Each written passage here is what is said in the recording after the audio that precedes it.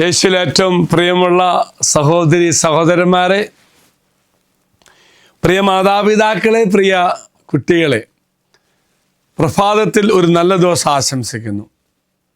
പ്രത്യേകിച്ച് നമ്മുടെ ജീവിതത്തിൽ അനുഗ്രഹം കിട്ടാൻ ഏതു വഴിയിലൂടെ നടക്കണമെന്നാണ് ഇന്ന് നാം ധ്യാനിക്കുന്ന വാഗ്ദത്ത വചനഭാഗം. അതായത് മുന്തിരിച്ചെടിയുടെ താഴ്ത്തണ്ട് ചേർന്ന് നിൽക്കുന്ന പോലെ നാം യേശുവിൻ്റെ ചേർന്ന് നിൽക്കണം. അങ്ങനെ ഞാൻ യേശുവിൻ്റെ ചേർന്ന് നിൽക്കുമ്പോൾ യേശു എന്നോടും ചേർന്ന് നിൽക്കും. അപ്പോൾ ഞാൻ ഭയങ്കര പരിശുദ്ധാത്മാവിൻ്റെ ഫലങ്ങളൊക്കെ പുറപ്പെടുവിക്കും. എല്ലാ പരിശുദ്ധാത്മാവിൻ്റെ ഫലങ്ങൾ എന്നിലുണ്ടാകും. അതാണ് യോഹന്നാൻ എഴുതിയ സുവിശേഷം 15-ാം അധ്യായം 7-ാം വാക്യം.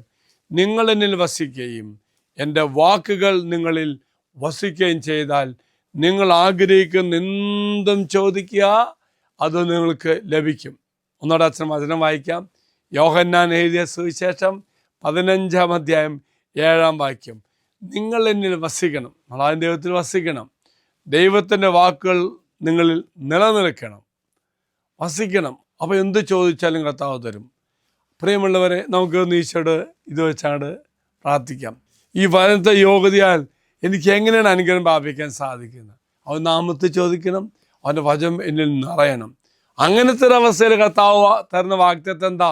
ഇഷ്ടമുള്ള ചോദിച്ചോ, കർത്താവ് തരുമെന്ന്. പ്രിയമുള്ള സഹോദരി സഹോദരന്മാരെ, അങ്ങനെ ആകണമെങ്കിൽ, എനിക്ക് ഇഷ്ടമുള്ള കിട്ടണമെങ്കിൽ ഞാൻ ചെയ്യേണ്ട കാര്യങ്ങളാണ്: ദൈവവചനം വായിക്കണം, തുടർന്ന് ദൈവവചനം വെച്ച് പ്രാർത്ഥിക്കുകയും ചെയ്യണം.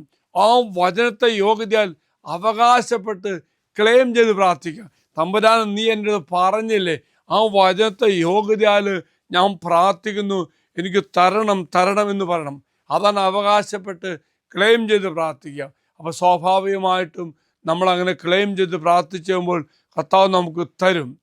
എന്നാൽ പ്രിയമുള്ളവർ, അവൻ്റെ വാഗ്ദാനം എന്നിൽ നിറവേറ്റപ്പെടണം. നിങ്ങൾ വസിക്കണം, വാക്കുകൾ കേൾക്കണം, തീർച്ചയായിട്ടും കർത്താവ് നിങ്ങൾക്ക് തരും. അതുപോലെ തന്നെ ക്രിസ്തുവിൽ വസിക്കുക എന്നതിൻ്റെ അർത്ഥം നിലനിൽക്കുക, താമസിക്കുക. അത് ഈശോ പറയുന്ന ഉദാഹരണം എന്താണ്? ഒരു ശാഖയ്ക്ക് മുന്തിരിവള്ളിയുമായി ബന്ധം പോലെ യേശുവുമായിട്ട് നമുക്ക് ബന്ധം വേണം, നിലനിർത്തണം.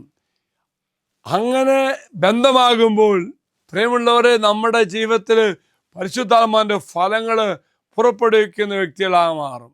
അപ്പോൾ പരിശുദ്ധാത്മാവിൻ്റെ എല്ലാ ഫലങ്ങളും നമുക്ക് നിറയണം. നമ്മുടെ ജീവിതത്തെ ഏറ്റവും ആവശ്യമായി തന്നെയാണ് പരിശുദ്ധാത്മാവിൻ്റെ ഫലങ്ങളിൽ നിറയണം. അപ്പോൾ പ്രിയമുള്ളവരെ, ഏറെ സന്തോഷം അനുഭവിക്കുന്ന അവസ്ഥയായി മാറുകയും ചെയ്യും. Praise the Lord, hallelujah. എങ്ങനെ അച്ഛൻ പ്രാർത്ഥിക്കാം.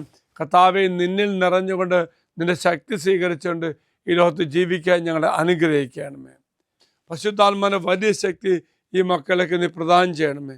നമ്മുടെ കർത്താവായ ശമിശാകൃപയും പിതാവായ ദൈവത്തിൻ്റെ സ്നേഹവും പരിശുദ്ധാത്മാവിൻ്റെ സഹവാസം കൊണ്ടുണ്ടായിരിക്കട്ടെ, ഇപ്പോഴും എപ്പോഴും എന്നേക്കും. ആമേൻ. ഒരു നല്ല ദിവസം ആശംസിക്കുന്നു.